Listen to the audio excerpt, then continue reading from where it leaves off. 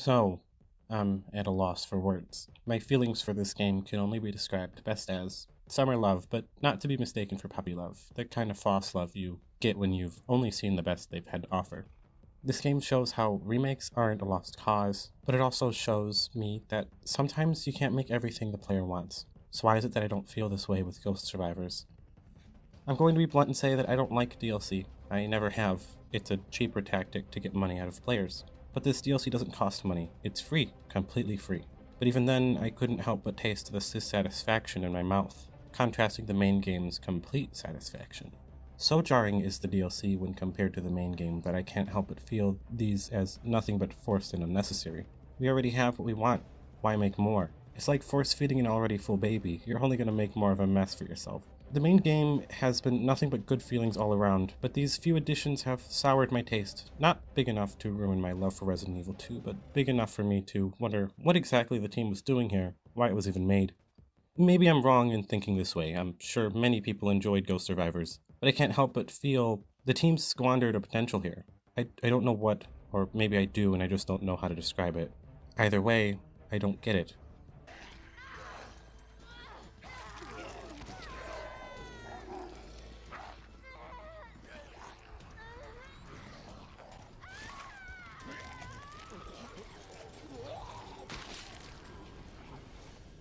I want to first remind everyone that just because this DLC is free does not mean it shouldn't be critiqued.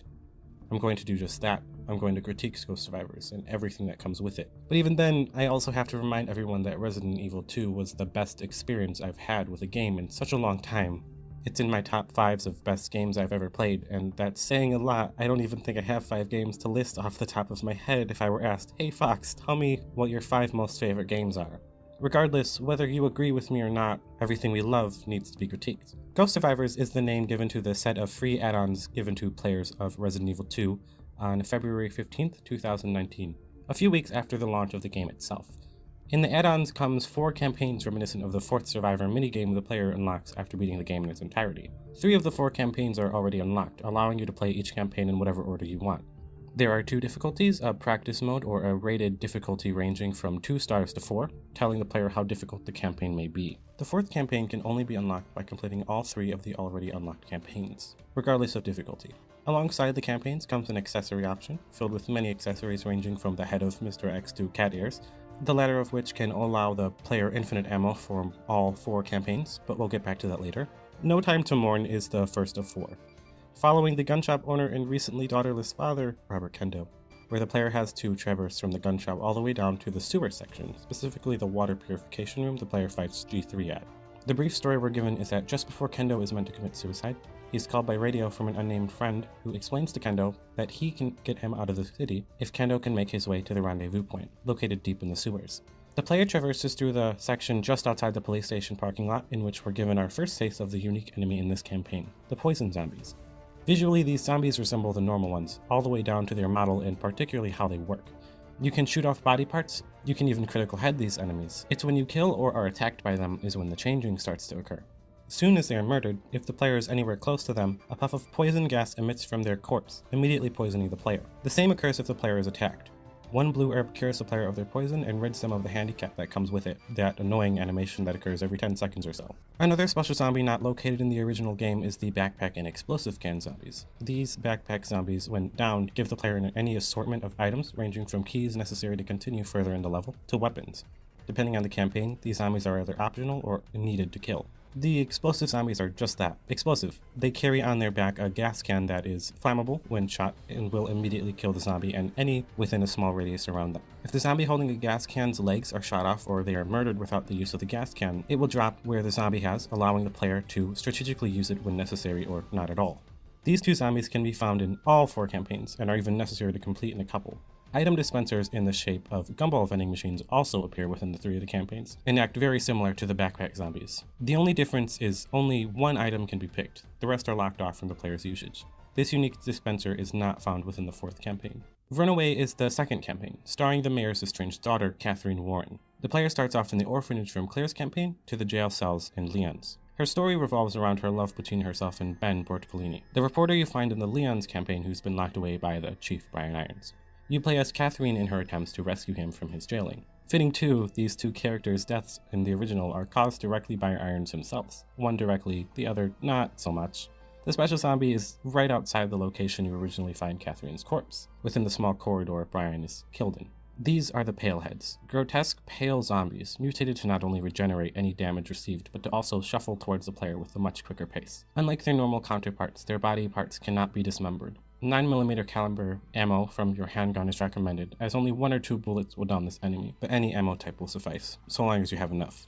The fourth campaign, Forgotten Survivors, follows the unnamed team member nicknamed Ghost, a member of the support group working under the Operation Nest Wrecker, an operation made by Umbrella in hopes of attaining the G-Virus from William BIRKIN. Ghost's story revolves around him finding the G-Virus sample dropped by Ada Wong during her death, and has to escape the nest, much like his Alpha Team counterpart Hunk escaping Raccoon City. He starts out right next to where Claire and Sherry escaped and must escape using the cable car right outside Nest. His enemy is the A-Gear zombies, a unique type of enemy that mutated whilst inside bulletproof clothing. This type of zombie can only be harmed in areas where the A-Gear isn't. Anywhere from arms, legs, chests, or even the head can be protected. Other than the protected gear they wear, they act like normal zombies. You won't find poisoned A-Gear, nor will you find Palehead A-Gear. You also very briefly encounter Mr. X during the end of this campaign, amidst the swarm of enemies. And I mean swarms. This DLC is relentless when it comes to how many zombies the player has to deal with at a time.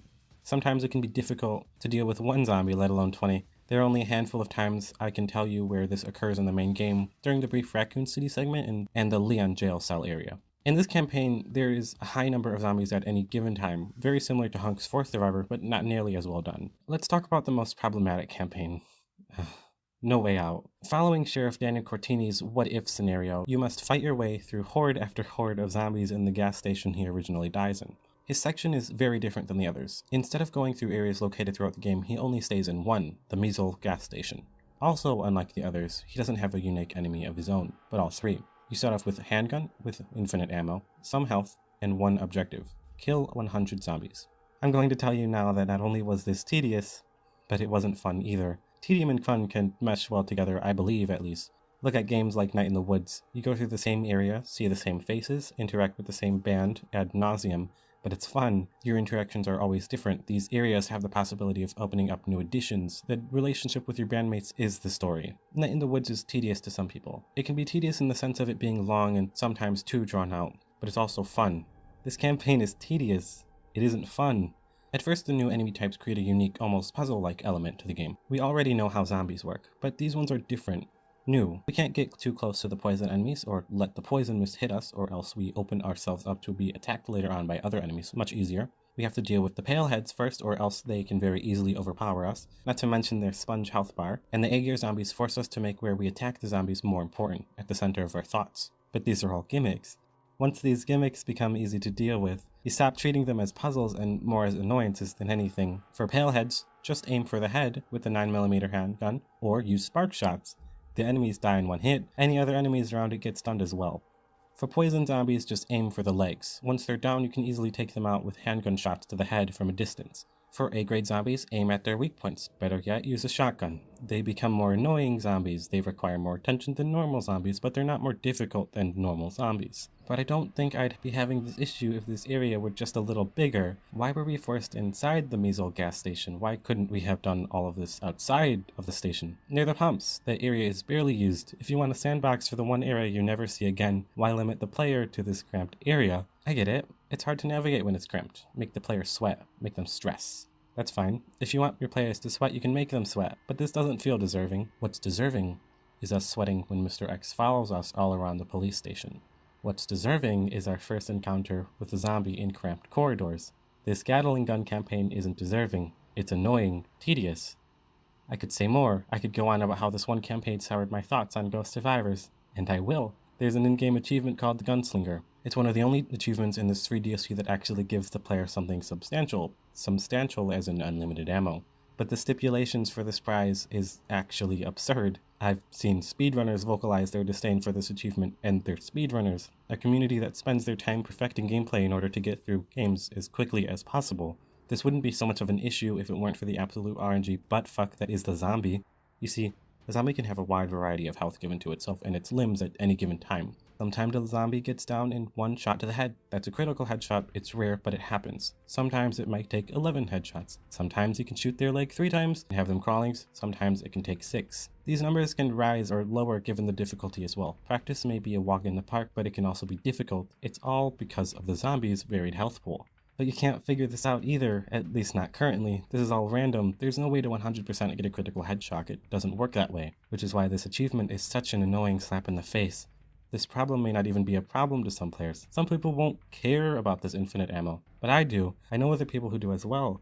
I'm an achievement hunter. I like to get these unnecessary trophies that Sony gives you when doing something as trivial as healing yourself, or as difficult as beating the game in under 2 hours without using the item box once. It's just who I am. It's a reason why I take this so personally. How can you guarantee that a player can even do this when the number of bullets that you can use is so low? How can you guarantee that just one zombie won't ruin this achievement by being just a bit more of a sponge than usual? It isn't fair to normal players, and if there's at least one thing a game should strive for, it's fairness. But this issue isn't the only one I have with the DLC. The practice difficulty is effectively useless to a player who might want to try any of the 4 campaigns. This isn't because of the aim assist, that makes sense. It's because some of the enemy placements don't match the harder difficulty, and that some enemies don't even spawn. And this issue can be fixed so easily, all you have to do is change the title of it. Instead of calling it practice, call it easy mode. Getting rid of harder enemies inside the campaign negates the need of a practice mode. It doesn't make sense to go through the entire campaign like you're practicing, because some enemies don't exist in this version. How am I going to practice this campaign when the harder part of the campaign no longer exists? Let's show 2 examples, both in Kendo's up. There's a liquor that drops down the ceiling as you run through the mini boiler room section you originally fight G1 in. This liquor doesn't exist in the practice routes. Liquors are pretty hard in this game. It makes sense for the liquor to be in the practice, so a player can practice their capabilities on dealing with this enemy. Another example is just before the water purification room in the sewer section, there's an adult G in the way of your path. Once again, this enemy isn't in the practice mode. And once again, the player can't test their capabilities on this enemy, and their attacks have wide berth. It's hard to dodge them, and it also rids the player of a blue herb, a vital resource in this campaign, the one that features the poison zombie. It just perplexes me. I know very little about what goes into making video games, even less with this game in particular. Why name this difficulty something it isn't? Why get rid of the harder enemies if you want the player to practice the level? They clearly know that making the difficulty easier for the player is important with practice modes, but what they didn't take into account is that the player might actually use it as a practice mode, not an easier difficulty. That may have sounded nitpicky, but it's not. It's a whole different mode the player can use, and it's marketed wrong. Like I said, this can very easily be fixed with a simple title change. Just replace the word practice with easy. Now, I'm going to go on a limb here and talk about something that might just be speculation. I think Ghost Survivors was meant to be more akin to a mini campaign, rather than what it turned out to be. I think these campaigns were going to be a lot bigger, especially since they were marketed as such. Now, I think this way because of the cut content that came with the DLC. Cut content is, as the name suggests, content that didn't make it into the final version of the game. Most content usually doesn't make it past concept, but there are some, though rare, that have models and texture. Some cut content appears to be just remodeled Resident Evil 1 Remake objects, such as the Sun Medallion model located within the Ghost Survivor files, and can be written off as nothing more than potentially a placeholder object, or objects that were used as a reference. But there are some original models that are also in the files, most noticeable being the Broken Maiden medallions. In the original game, Leon or Claire have to find 3 medallions in order to progress from the police station to the boiler room. One of these medallions is the Maiden medallion. This either means that at some point one of these campaigns we're going to have the player traversing through the police station in order to find 2 parts of the medallion. This is completely speculation, but why else would they have a broken version of one of the major puzzle pieces? This doesn't mean anything in the long run. We can always speculate what may have been, but I wouldn't be lying if I said I wasn't a little disappointed in how the Ghost Survivors are at the moment. I was excited for this add-in. It was free, and I was hungry for more. I painstakingly waited days on end. I frequently checked the release date, looked up theories on what it might entail. What came out was a letdown. Maybe because I hyped myself up too much. Maybe because the marketers weren't clear enough with what this was going to be. At the moment, I see no reason for this to be a part of the game. None of the characters are appealing. We've already been through all of these areas. The new enemies are the old enemies, but with a gimmick. I don't know who this DLC is for. Is it for people who want more of a reason to replay this game? The only thing that's changing is the number above, and the enemy's health bar. Maybe I don't see that as a reason enough to replay. There's not enough content, and I don't really count the accessories as they're almost all cosmetic. Almost all achievements, save for one, are pretty easy to get. I got them all in one sitting. It's the same issue I had with Fourth Survivor, but at least Fourth Survivor is consistent with the feelings you get with the main game. Consistency. I think that's what really put the nail in Ghost Survivor's coffin. It wasn't the practice mode, wasn't the tedium, wasn't the what-ifs. It was the dissonant mood. The atmosphere of Resident Evil 2 can be considered uneasy. No color pops out, realistic despite the unrealistic apocalyptic setting. The DLC throws that out the window. Not with new enemies, but with added content. I can believe Katherine survived Iron's attack. Sherry did. I can believe Kendo changed his mind, wanted to live. But what I can't believe is the dispensers littered all around the map. They clash with the moody background, meant as a moment of hope when all it does is take me out of the game. And I can't believe that someone willingly wore a gas canister before becoming a zombie. I know this is going to sound dumb, especially in this series, but it feels too cartoony. The gas can could have been implemented much easier into the setting. It would have still been dissonant, but at least I could have ignored it. Fourth Survivors didn't have any of these issues. It felt like it was in the actual setting. It made sense, the absolute chaos that was the final hours of Raccoon City, and you really could feel it, down to the pilot's stressed voice, even down to the music choice. But I don't get that with Ghost Survivors. I get the feeling that I'm playing an arcade version of the remake, the kind you play to get hyped up for the real deal. Steals your money. But it didn't steal my money. Only my time. My time was wasted here. I don't know why I even felt like this was going to be big.